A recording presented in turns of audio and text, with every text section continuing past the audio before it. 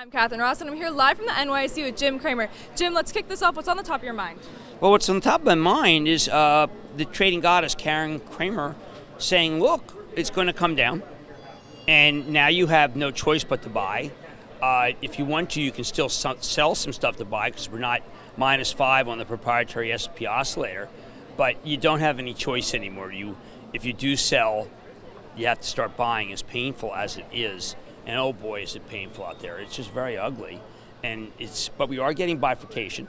It's ugly for companies that manufacture because their numbers aren't going to make it. It's better for the McCormicks and the PepsiCos. So the top of mind is the trading goddess, which was her nickname when she worked with me. She's my ex-wife, just for pure candor. You'll see my wife later today. That's a surprise factor. But I did a little surprise. It was a tease. It was a tease. No, because the market's down so much, I'm afraid nobody will watch. But we'll talk about that in a second. But yeah, my top of mind is that it's here. You have to do some buying. Don't buy all at once because the market's very hard. Now, Jim, your Real Money column this morning was fantastic. Thank you. I wrote it at 3:30 a.m. Yeah, I got the email around 5. If you haven't read it already, head on over to realmoney.com because, Jim, you wrote about why the tariffs on the EU that President Trump implemented yesterday, what he's doing isn't so great for the market. All right, so I have a lot of I have a lot of sources in the administration, and you can tell. I mean, I've been around for a long time, and there's an overlap between my careers and the people in the White House. And I mention that. Why do I mention that? Because I think there are a lot of people who feel like that I'm political when I mention the White House. I think you ought to just think I'm historical or I'm empirical because of the crossover. And they were jubilant yesterday that they won the 7.5, that they won the World Trade Organization after 15 years. They won the fight against Airbus, which clearly subsidizes. And Americans who don't realize that have their heads in the sand because everyone knows. So they won, and immediately Lighthizer slaps $7.5 billion worth of tariffs, including on all sorts of things like scotch and wine that are visible, okay? And they're very proud of that.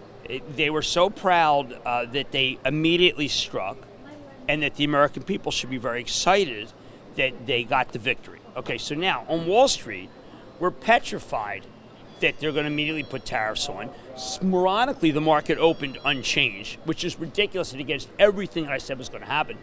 And there's this just incredible disconnect between the White House thinking that the people will cheer for the WTO victory, and the stock market, which is, oh God, says now we're up against Europe. So you have to get used to that there's a disconnect between what the president thinks is going to be really good, which is to be able to spur manufacturing in this country. Although, what is it going to do? Make you buy, a better Cabernet? And I like the Opus One if you can afford it. If you're more reasonable, I like the Meiomi. But I do think that it's kind of one of these things where they just think that we'll be excited. The business will be excited. That's a total misread. So anyway, that's the disconnect, and that's why you see a lot of stocks that are down because people say, okay, now we'll retaliate. And it's just endless retaliation, which just starts to make people feel like the 1930s. But why aren't we plummeting? Why are we only down 200 or so points on the Dow right now? Well, if we got $7.5 billion of tariffs, it's in pocket change. I wouldn't describe that as positive. I mean, it's not positive, but it's way less than yesterday. First of all, it's early. Second, we got an ISM number, so suboptimal. And, I don't know. I mean, down 245. Let's put it this way. When you add up the 3 consecutive days, it's 3 losses. These are L's, okay? They're not W's. They are L's. And I think that's really important, and it's not a good time. And it's particularly not a good time for manufacturing, and for oil and gas. So understand that it's early today. The market's doing what I said it would after we see these numbers, and we're not done yet in terms of the decline. So I think the answer to that, Catherine, is maybe you ain't seen nothing yet. Jim, I want to switch gears because I do want to ask you about PepsiCo's quarter. I want to go more in depth over on our Action Alerts Plus Daily Rundown show, but I want to ask you about consumer staples and how they're doing in your eyes. Well, I think that there's always been, as long as I've been in the business, I've been in the business for 40 years. As long as I've been in the business, there's always been a perception that all stocks have to go down on bad news. What happens is initially on the first day, the blast day, there's a lot of stocks that go down. Then there's lingering radiation the next day. And by the third day, we start getting a bifurcation between a recognition that there are some companies that actually do well in this environment and money goes toward them, and then the others do poorly. Now, there's not new money coming in. There's money coming out of the ones that do poorly and go into the ones that do better. So if you say a Walmart down, or a Procter down, Colgate down, Estee Lauder down, Coca-Cola down, those are where this money's going to go. I mean, that's the theme of the market.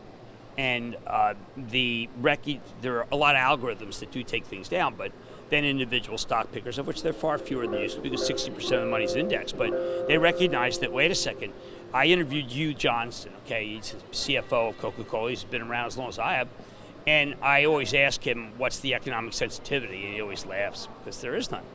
And there is none. I mean, there are some things where there's no economic sensitivity, and that's what you have to buy.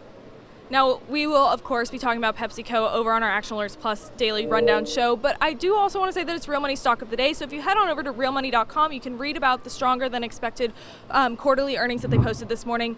Jim, before we go, we've got a big show coming up, Bull Market Fantasy at 10:45 this morning. Right. You kind of gave it away, but there's a surprise guest. Well, now we're close enough, and I do feel like that people start wondering, well, the hell with him. It's a down day. We're down really badly. I'm really sick and tired of this whole game. Don't be sick and tired. No one's ever seen Lisa Detweiler, my wife. No one. She's never been on camera. Couldn't even find any pictures of her. She's coming on to talk about tortured spouses, whether it be a woman who plays fantasy and she's married to a woman or a man, or what man married to a man, married to a woman. I am so gender neutral that I'm thrilled. But I think it's important to talk about tortured spouses, because I watch a lot of fantasy shows. I actually watch every fantasy show, and they never talk about the emotions. I call it the mojo, I call it the juju, and not juju Simon & Schuster, who's had some really bad numbers. But I'm talking about the actual person who suffers the most. All right, and it's not the GM, it's what I call the owner, and the owner's going to be on today at 10:45, and Lisa's going to explain what it's like to watch her husband be in the most foul, horrible mood for something that he has no control over and means nothing. I can't wait to meet her personally. It's going to be fantastic. She'll catch me watching a Steeler Browns game, a Bengal game, the Cincinnati Hilltoppers, and she'll say to me, Jim, you're not from Cincinnati, and you're not from Pittsburgh, and the game's a blowout. Why don't you turn it off? And I have to explain to her why the quarter that I'm watching is the most important quarter of my life, and that's just torture for someone who's rational. I mean, someone who has a brain and is what I regard as being a person of some, let's say, compos mentis, cannot really figure why I'm crushed by what happens in the last 4 minutes of a blowout game, Summit Hilltopper Cincinnati Bengal versus Pittsburgh. And so we're going to find out what it's really like and how tortured she is by my own craziness. You guys can't miss this. Head on over to bullmarketfantasy.com. Remember, you know what fan is short for? What's fan short for? Tell me. Fanatic. That's true. And he's a fantasy fanatic. We can say that for certain. All right. Look, I have more control over the Dow Jones Industrial Average than I do over my fantasy team. I do. I actually have more. I could go up there and say, listen, it's time to buy, and I think I could get this up 100 points for the moment. But I can't do jack about when Keontae Johnson or whatever his name, when my Exxon Valdez drops a ball, he doesn't get targeted. I can't do anything about that. But you want this Dow to go up, you put me on, you mic me, and I say, listen, it is time. It is time. But I can't do jack about my fantasy. All right, Jim, we got to... So, there's Lisa Detweiler. Trying to get her to change to Cramer now for 10 years. Lisa Detweiler, who's going to come on and say, look, he's out of his mind. Maybe I am.